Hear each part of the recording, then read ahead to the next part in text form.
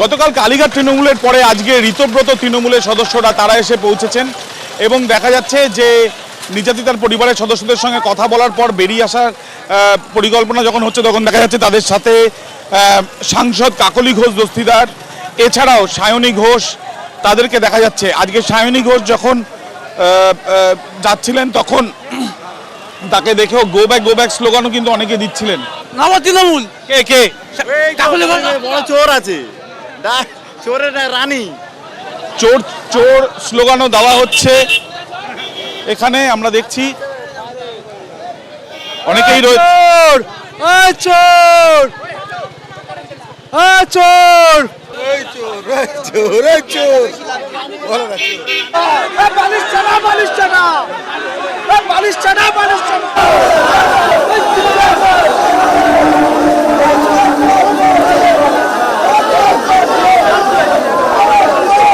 দেখা যাচ্ছে যে ঋতব্রত ভট্টাচার্য তিনি যখন যাচ্ছেন তখন তাকে দেখে চোর চোর স্লোগান, চন্দ্রিমা ভট্টাচার্য যাচ্ছেন আমি দেখছি, এবং এই যে চোর চোর স্লোগান তোলা হচ্ছে স্থানীয় বাসিন্দাদের তরফ থেকে।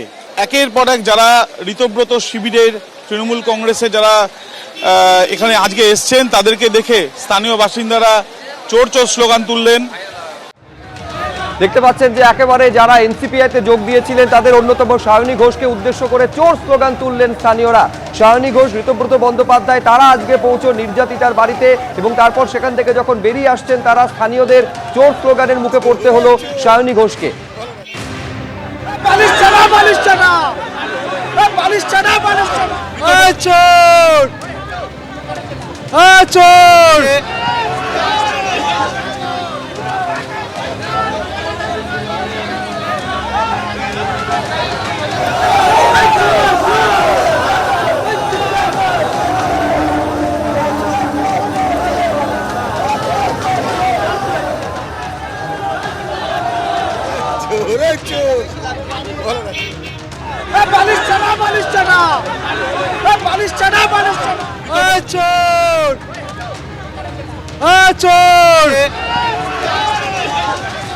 একদিকে আপনারা দেখছেন যে ঋতব্রত তৃণমূলের তরফ থেকে তারা এসেছিলেন এবং অন্যদিকে এনসিপিআইতে যোগ দেওয়া যে সাংসদরা তারা আজকে এসেছিলেন।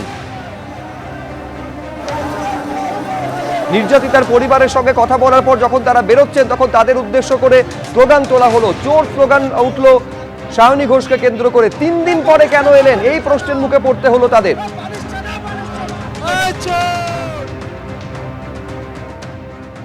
সায়নী ঘোষ তিনি আসার সঙ্গে সঙ্গে কিন্তু কিছু মানুষ তাকে ঘিরে বিক্ষোভ দেখান। তাদের বক্তব্য যে তিনি সাংসদ, তিনি কেন এত পরে এসেছেন। দুদিন আসতে লেট করেছে সেটাই বলছে, একটু আগে আসলি আমাদের সুবিধা হতো, সবার জনতার সুবিধা হতো, এই জন্য আমরা চেয়েছিলাম একটু আগে আসা, কত লেট করে ফেলে। আমাদের দুদিন পর আমাদের যখন যেটা হয় সেটা দুদিন পরে না এসে না পাশেই থাকে আমাদের, এতদিন আসেন উনি দুদিন পর আসছেন, সেই জন্য আপনাদের ওনাকে ঢুকতে দেওয়া হয়।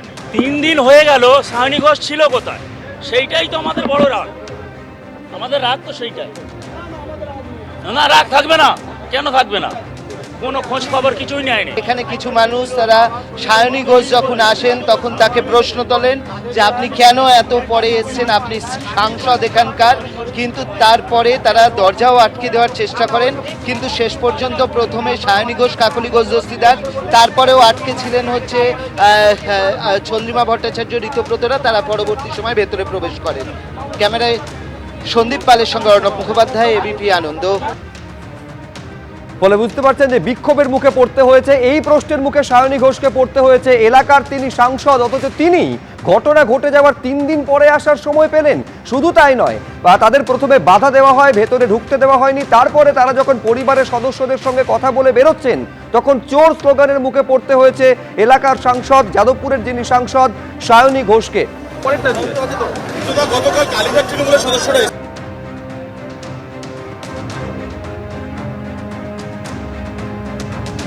ছবিতে দেখতে পাচ্ছেন চন্দ্রিমা ভট্টাচার্যকে দেখতে পাচ্ছেন ঋতব্রত তৃণমূলের তরফে। তারা আজকে গিয়েছিলেন নির্যাতিতার পরিবারের সঙ্গে কথা বলতে।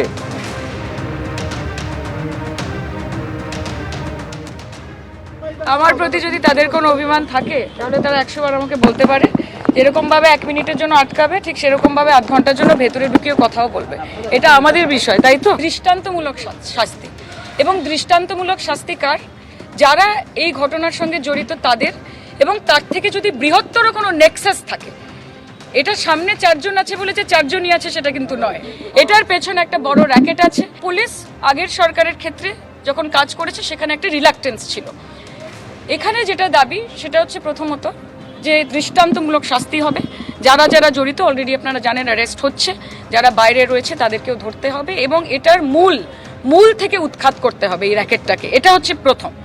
দ্বিতীয় হচ্ছে একটা জনরোষ তৈরি হয়েছিল, যেই জনরোষটা এমন পর্যায়ে পৌঁছেছে যেখানে স্বতঃস্ফূর্তভাবে এখানকার মানুষ তারা এগিয়ে এসেছেন, তারা প্রতিবাদ করেছেন। কারণ যেই ছোট্ট বোনটির সাথে এই ঘটনাটা ঘটেছে, আমি তার ব্যাপারে যতটুকু শুনেছি সে এখানকার সবার খুব কাছের ছিল। এটা একটা ব্যক্তিগত লস, এটা একটা পরিবারের লস না, এই গোটা এলাকার, এইখানে প্রত্যেকটা মানুষের লস। কাজে এখানে একটা ইমোশন জড়িত, তাই সবাই রাস্তায় নেমেছিল। এই জঘন্যতম ঘটনার চরম শাস্তি, দৃষ্টান্তমূলক শাস্তি, যাতে ভয় পায় মানুষ, এবং আমার বিশ্বাস সরকার সেটা করবে। ব্যবস্থা নিচ্ছে শুভেন্দু অধিকারী মুখ্যমন্ত্রী। আমি তো বললাম, পরিবার চাইছে, মানুষ চাইছে, আমরা চাইছি, এবং আমার বিশ্বাস সেটা হবে।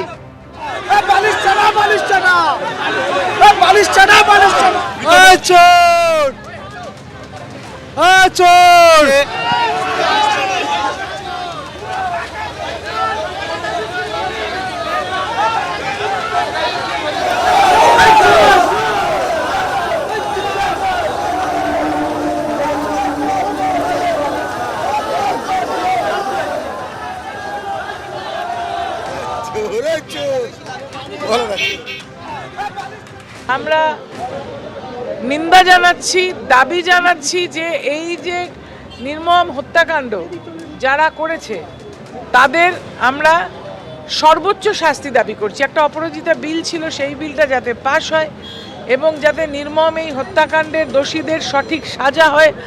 আমরা ধর্ষণকারীর মৃত্যুদণ্ড এবং ফাঁসির দাবি করি, এবং আমরা সম্পূর্ণভাবে এই পরিবারের পাশে আছি।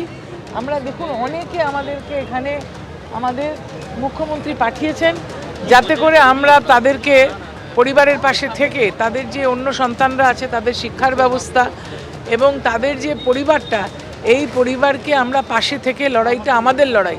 লড়াইটা কিন্তু ওদের লড়াই নয়, লড়াইটা কিন্তু আমাদের লড়াই। আমরা শাস্তি চাই এবং আমরা এই পরিবারের পাশে আছি, জীবনটা ফিরিয়ে দিতে পারবো না। আর কখনো যাতে এইরকম ঘটনা না হয় তার জন্য আমরা সর্বদা যাতে সবাই সজাগ থাকি সমাজে, সেই আমরা আবেদন করব মানুষের কাছে। এবিপি আনন্দ, এগিয়ে থাকে, এগিয়ে রাখে।